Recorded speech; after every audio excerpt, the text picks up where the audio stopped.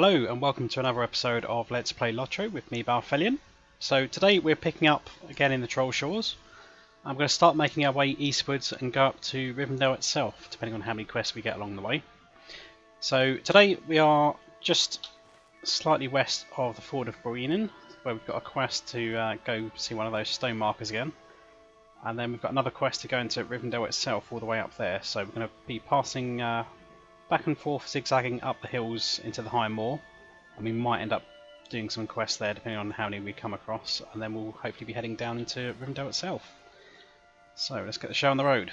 So that rock there should be the one we need to go interact with.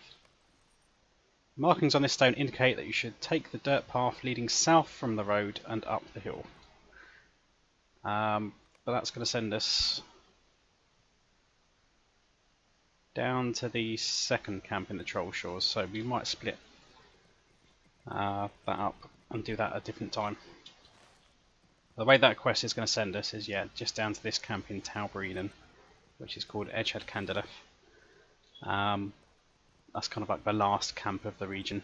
The stuff in Rivendell should be slightly lower level for the few quests that are there. So we can come across here, so this is where the ring race were chasing Arwen and Frodo in the movies. You don't get the cool horsey stampede down the water, although you do in one of the skirmishes. You do get a similar kind of effect to that. So if you enjoyed that part of the movies, you'll enjoy that skirmish. Indigo plant. I'll grab that. That can be used to make indigo dye, surprisingly enough.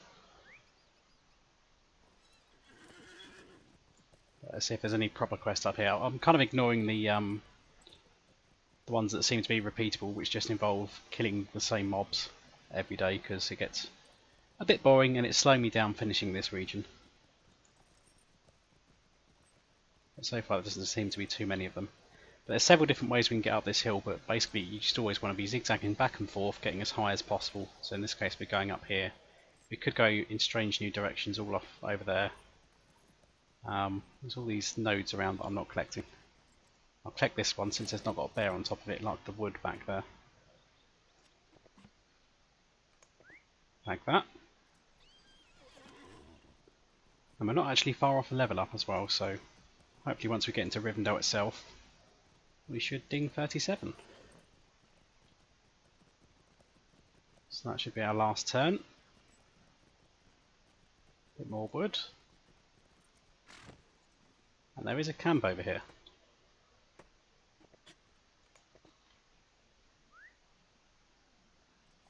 So let's see what these guys have to offer, because I haven't done any quests in this part either since the revamp. Jesus Christ. Badgering is a repeatable, so we don't care. Bloom of the Fens is also repeatable. Bringing Warmth is repeatable. I'm seeing a pattern here. You may be of service to me. Rationing the company. You may be of service to me. Stinging flies. And wildcats. Greetings, friend. So yeah, in keeping with tradition then, Trollshaws is very accommodating if you like repeatable quests. If you hate repeatable quests and doing the same thing every day you log in, you're probably going to hate this region. But you know, you can certainly get your money's worth if you're happy to do the repeatables. It's a bit boring otherwise. So, coming north east across this bit, and although there's no kind of proper path, if you just kind of like follow the sort of dirt track, and we will be passing on the right somewhere. Yeah, just past here. Before or after these stones? It's after those stones on the right. There will be camps before the stones. So you can summon allies to that camp using that mustering horn if they're in your fellowship. Something stealth has just taken me out. Die, cat.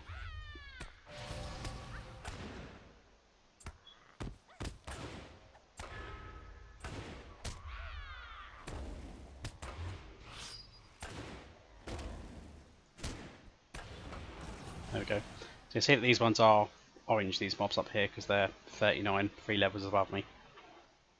Which has kind of always been the weird thing about Rivendell, is that you get sent to Rivendell Historically, you used to get sent there about level 35, but you have to run past these higher level mobs, which is a bit strange. But you can summon allies there, and the reason why you can summon allies is that you can go south down that valley, and there's a load of giants and stuff in there, which are pretty unpleasant. And that bog brush there seems to have a repeatable quest, but I'm not going to take that. I'll let him live, kind soul that I am.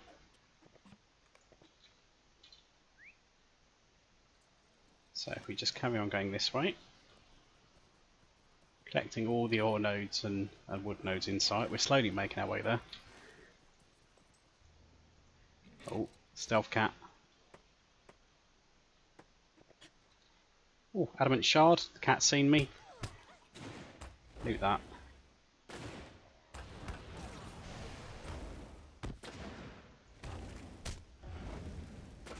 I can never remember which of these attack skills I actually need to do my daily gambit stuff.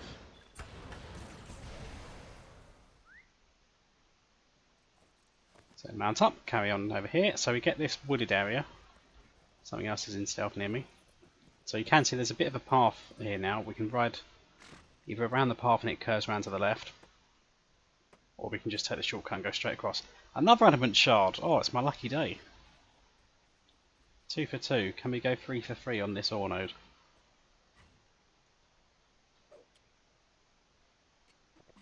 No, don't think it would. I think my luckiest one is I got 3 shards, or the equivalent of shards, because it's in Rohan, and I think it's the tarnished crest of Rohan. But I got 3 of those from 4 different nodes, which is pretty epic. Okay, so we come over here. We've got this little valley that starts heading down through the mountains, and somewhere around here, there we go. Completed the road to Rivendell, which if I just bring that deed up. So that was to find the 4 places on the road to Rivendell, which is literally the bridge. Forenhead is the second one. Bracken's Camp, which is over there, is the second one. Ford of Bruinen's the third one, and then the gates into Rivendell is the 4th and final one. So we can take that, and then we just have to go switch backing down this hill.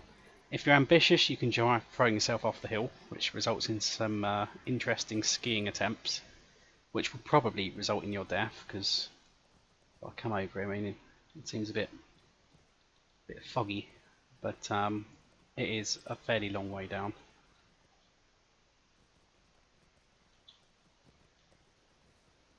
As we enter Rivendell, hopefully it should start playing the music soon as well. Maybe not. You can start to see some stuff. The buildings aren't rendering because they seem to be a bit too far in the distance for it. You can see, if I don't drive off the cliff, we're in a massive valley on all sides.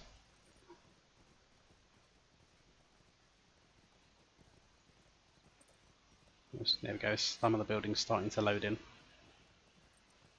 There's quite a lot of rivers and lakes and stuff. This is the guy we need to talk to. And he's going to send us to talk to Elrond himself. So if you remember back when Skalvig was the playable character, we did pop our noses into Rivendell briefly just to say hello to Aragorn and help him with reforging the shards of Narsil into Anduril. But this time we're actually going to be exploring Rivendell itself. So we've got the main bridge here, some lovely floral decorations on the bridge itself. But the general layout of Rivendell, if I bring up a map, so Elrond's house, the last homely house, is this big building over to the right. Just above that you've got the auction houses. There's various trainers and stuff scattered around where all these scrolls are around the map, so if you just look around for your various trainers. The milestone is just in front of this bridge where I'm standing right now. There are some skirmish camp vendors over to the west, over here. We've got the guest building which has Aragorn, Legolas, Gimli and Boromir over in this building over here. Stable Master is on the complete west side of town. Got some vendors in the Bard over here, kind of in the midwest where there's all the market vendors there. And then we've got the Relic Master, the Forge Master, and the Forge is up in the northwest.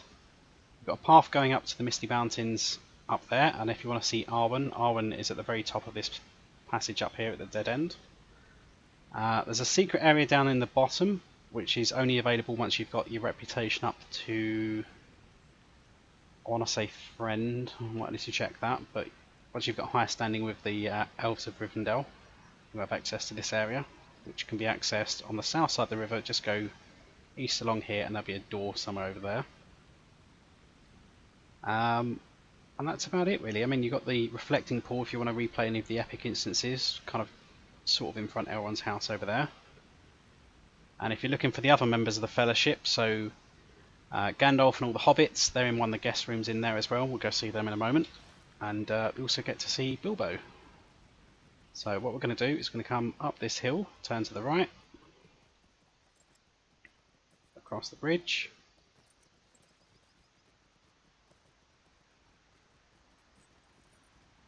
over here. So this huge building here is the last homely house, as it's quite happily just displayed that on the screen. So there are going to be lots of characters, not just, you know, the ones that are prominent during the movies, but the ones that are also involved in the books, if not cast in the movies as well. It's like Glorfindel, he's lurking around, and he gives us some quests to go actually fight some Balrogs and stuff. But let's go inside. So Elrond's house is 3 floors, so we start at the bottom floor then. So to the right of us we have the faction vendor, so he sells some interesting stuff. Well, that's one of them anyway. So he's only got the scholar recipes, which give the rep items. So what's the scholar mat they use? I can't think off the top of my head, but it's the rare scholar mats for tier 4 and tier 5. But most of the Eridor low-level factions, the 0 to 50 factions, each one has a certain craft associated with it that you can craft your own rep items. So in this case, for the Elves of Rivendell, it's Scholars. Wardens of Aluminus is Weaponsmith. Council of the North is Metalsmith, and so on and so forth. So if you want those recipes, if you're a scholar, come speak to this guy. I'm trying to think where the other guy is. I don't know. So yeah, the vault keeper's there.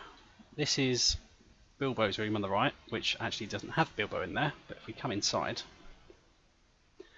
we will see there's going to be Merry and Pippin are in the side room, and I don't actually have the quest which vectors me to Pippin, which naturally involves pipeweed. We'll probably come across that later in the Trollshaws. And then we have Frodo and Gandalf, who are having a little conversation there. But there are some quests that will involve those guys. So if we pop out, and if we cross the room now, that's the only room on the right hand side. On the left hand side there's 2 rooms. There's the guest chambers on the left, but that's to do with very late in the Volume 1 epic story. So Volume 1, Book 12, Chapter 10, before you're allowed in that room. There's not really much in there. It's literally just an elf who you're going to see is staying in that room. But we have the Hall of Fire on this side. So this is something that gets referenced quite a bit in the books. But this is now we're getting the music playing. But this is where they have all the feasts and stuff like that. So over here we have Bilbo, who has a quest which we're not eligible for at the moment, but he will give us some quests involving some riddles to kind of solve some riddles around Rivendell. And then eventually he sends us off to Goblin Town in the Misty Mountains as well, where there's kind of like a lot of lore-related quests. So where Bilbo is involved with all his shenanigans in the Hobbit books and films, he loses his buttons and other bits and pieces. So there's actually some deeds to find all his lost buttons and kind of see what Gollum's been up to, because you get to see like Gollum's cave and that, but you don't find Gollum himself at that point. But we do see Gollum in the Trollshaws as well, so we might end up seeing him a bit later in the questing. So he's having a chat with Lindia there. So there's some more NPCs. Hobby Master, Provisioner, a guy who literally just sells wine, and you can use these fires as ovens if you're a cook as well. But that's pretty much in here. You can go upstairs as well, but there's nothing really upstairs of value. There's a supplier there as well. If we go back to the central courtyard, so if we go upstairs now, You can also get, actually no, it's upstairs. So on the first floor, there's an exit back out onto the east porch. Which if we just come out here. So we've got some nice views of all the waterfall and stuff. So this is where the council took place, where they decided what they were going to do with the ring, as well as some other important councils you will be having yourself as part of the Volume 1 epic story. So that'll take place out here. Nice views. Let's get back in. So on the first floor, on the left side, there's actually no doors. But on the right side, we have the Scholars Guild Hall. So let's just poke our nose in here.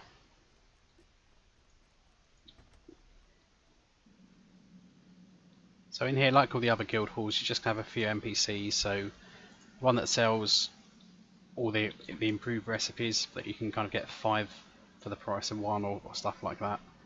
It's sold by that dwarf there. Legendary recipes. Scholars make the Lawmaster books and the Minstrel books as well. There's a Vault Keeper there just for convenience. There's the scroll recipes for getting the reputation, the Scholars Guild faction. There's the trader for upgrading your scrolls to bigger scrolls, and there's the Scholars Guild leader, which does all the exchange of scrolls and other stuff. So if we come back out. So something else you're going to see as well is that scattered around inside Elrond's house, there's going to be a lot of these like class traders. I'm pleased to be of service. If we just speak to this random hobbit, so these armor sets don't look pretty cool. I mean, I'll just show you the Minstrel one because it's right next to me. I mean, they're pretty old and really ugly. But you know, if you're into that kind of thing, you know, you can buy these. These are the old Helagrod armor sets back from one of the level 50 raids, and those you can dye. Let's dye the chest, probably better. So you know, you can maybe salvage some kind of cosmetic out of them, but most of them are pretty old and nasty looking. But those can be bartered for marks and medallions, or the tokens, which you can get through complicated means. So basically just use the marks and medallions is the easiest way of getting those. But there's one of those for each of the classes scattered around. I think that most of them, if not all of them, are on the first floor, but have a wander around, you'll find them. And if you go up to the third floor, we have Elrond's library on this side, and on the other side I'm pretty sure there's nothing at all. So if we just come in here, so if you're trying to do your scholar crafting, you can do scholar crafting in front of quite a few of these bookshelves around the back. The scholar supply vendors over there as well. But we're just going to jump off here because we can, because there's Elrond. He doesn't have quite as massive a forehead as he does in the movies. So we speak to him. A strange fate brings you hither. Greetings, good hobbit. How may the Master of Rivendell be of service to you? Well, you can give me reputation, hand my quest in. Hope is not in vain. So then he's going to give us some Riddle Game quest arcs and complete Frodo's Burden. Once more? And then he also starts off the Volume 1 Book 4 epic story as well, which kind of deals with the Trollshaws, although that's going to send us all the way back to his sons at Forenhad, so we're not going to do too much of that, but I'll take it anyway for the sake of it. I'm not sure what else he has in here. So all these bookshelves, like the ones over there, it's gone now, but the ones that are marked study you can do your scholar crafting in front of. Not all of them are marked to study though. We come back out, we can throw ourselves off the top here, but we'll break our legs in the process. Healer vendor there if you need any status curing potions. What does the consumable traders trade? How may I help you today? Just some rubbishy bits. Okay. So if we head back outside, I'll just show you a few more NPCs before we wrap up.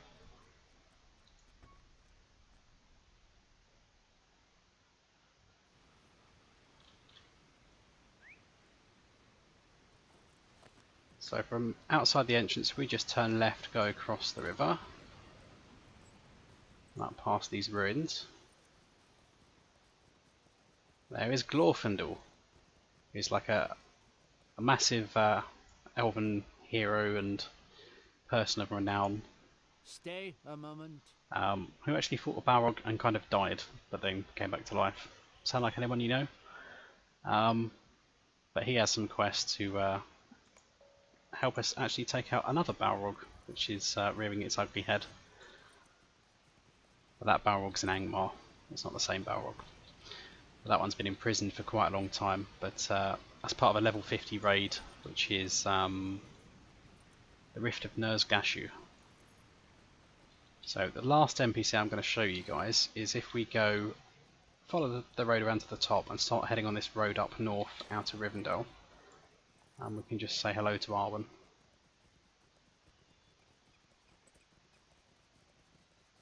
We've got loads of typical elven architecture there, so we've got a nice little framework for the vines to grow up there.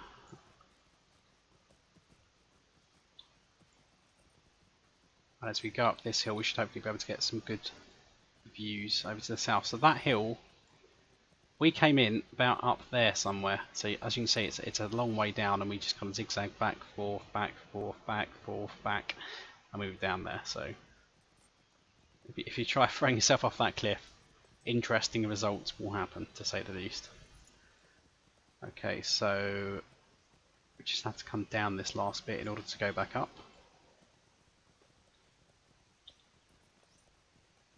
Cut across here.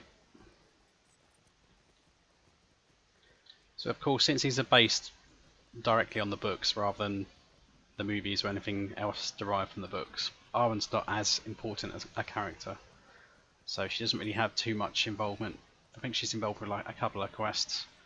But beyond that, you can just kind of go up here and say hello to her. This is a fairly long climb up on the horse, because obviously we've got to get back out of this valley. We're going up vertically quite a bit, as you can see that. So she's up in that covered area up there.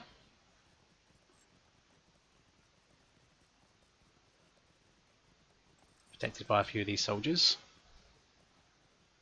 So if we just turn around, there she is, looking out at everything. Have you seen my brothers? They are away in the wilderness scouting for the enemy. Yes, I have seen them actually, and they were doing loads of quests with me. But there she is with a nice tiara, wearing like a silky dress. So yeah, that's a tour of Rivendell completed then. So next episode, I think I might have a quick scout round, see if there's any quests to pick up inside Rivendell itself. And then we'll start heading towards the South Trollshaws, and hopefully we might run into Gollum along the way. So until then, see you guys later.